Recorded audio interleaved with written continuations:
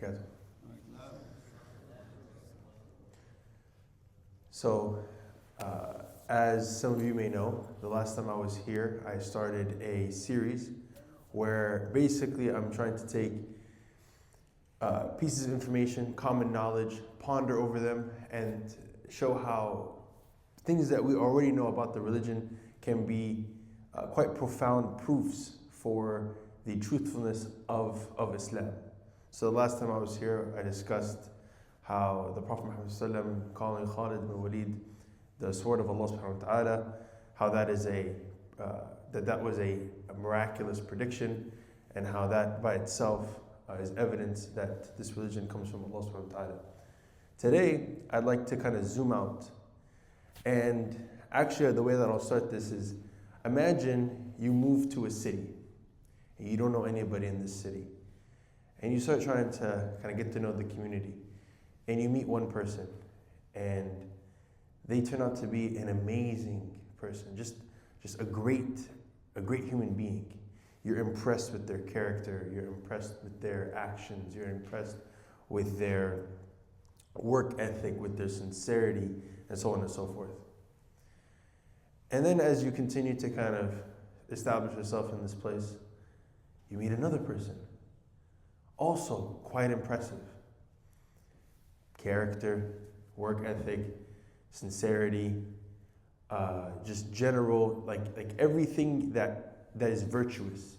You just find them excelling. And then you meet another, and another, and another, and another, and you find 10 people. And all 10 people are just, you're just like astounded. Like, where did these people come from? And then all 10 of them tell you, yeah, we all have the same teacher.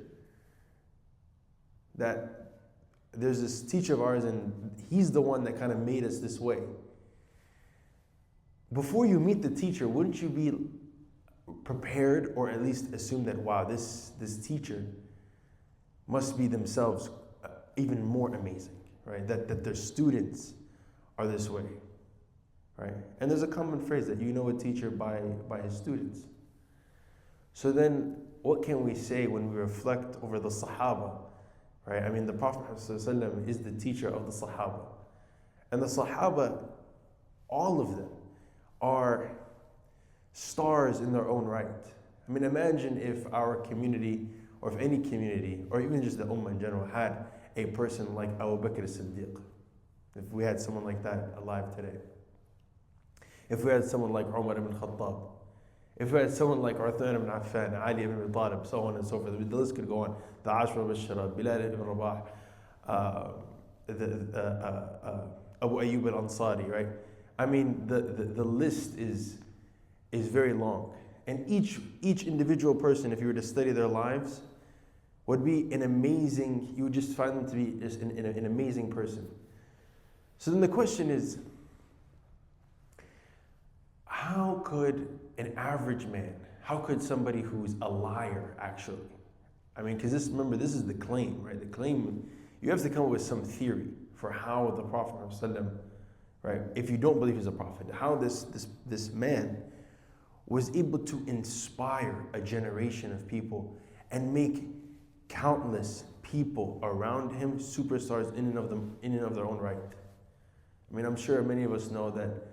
I forget where exactly in the UN Charter, but they quote Umar ibn Khattab, right? I mean, these people who we're talking about, the Sahaba, they have the veneration of obviously the Muslims, but even non-Muslims.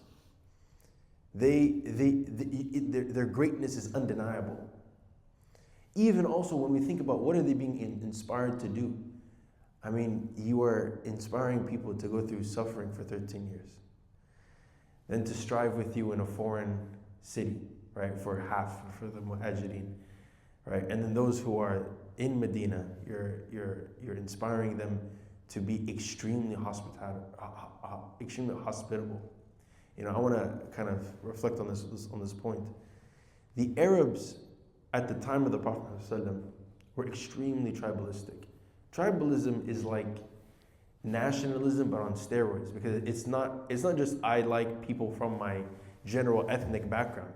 It's I like my family. And the closer you are in blood to me, the more loyal I am to you. Right? So it's not really compatible with hosting large foreigners. It's not a open borders type of system, if you will. And so and yet you find the Ansar, right? This is a group of people in Medina hosting the Prophet Muhammad ﷺ and the Muhajirin like their literal brothers, right? I mean, a total just change in the mindset of what came before. Not just that. Look how many of the Sahaba are buried in foreign lands, right? Like away from Mecca and Medina, right? The greatest example is Abu Ayyub al-Ansari, buried all the way in Istanbul. Just an old man, he realized he's not going to live to see the battle, so just in the dead of night, he's buried as close to the city wall, right, at what was then Constantinople. What kind of sincerity is that, right? That the Prophet ﷺ was able to inspire, right? In really a short period of time, right? 23 years of the whole message is not that long, right? And you find people who meet him from much less than that, doing amazing things. Abu Hurairah, was not there for the 13 years in Mecca, right? He was actually there for only, I believe, a couple years towards the end of the life of the Prophet ﷺ. And he, became what he became in terms of narrating a hadith. And so, the life and the impact of the Sahaba is evidence to the greatness of the Prophet Muhammad ﷺ. That generation, what they were able to accomplish under the guidance of the Prophet ﷺ is not normal. It's never been seen in human history. And so the question is, why or what is the cause of that? For some, it's, again, another coincidence. And again, what we're going to be doing in this series is we're just going to be taking small little pieces of information like this one, like the previous one, and we're just going to be building the case. And to deny Islam, you'd have to come up with a theory for how each one of these things that we're going to be discussing, how it somehow manifested itself. To me, I can't fathom of a person being able to cause that level of societal change where a group of people from an area who had never really seen a civilization before this go on and completely destroy the Persian Empire, half the Roman Empire, and establish Islam in lands where to this day, by and large, it's never been removed out of. The lands that the Umayyads, or the Khulafa al-Rashidun, then the Umayyads after them, and so on and so forth, wherever Islam reached, by and large, Islam has stayed in those lands. No matter what, whether it be colonialism, the Crusades, the Mongol invasion, Islam is permanent. And that's the legacy of our Prophet Muhammad. It's the hard work of the generation of the Sahaba, and the generation after them, and the generation after them.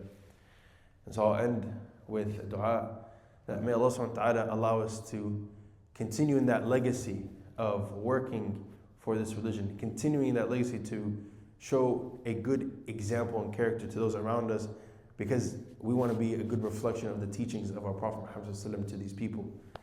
May Allah subhanahu wa ta'ala allow us to be vessels and workers in his religion, and may we see the truth is truth and be guided to follow it. And may Allah subhanahu wa ta'ala make us an example for the people around us and grant us the highest levels of Jannah. Wassalamu alaikum wa rahmatullahi wa barakatuh.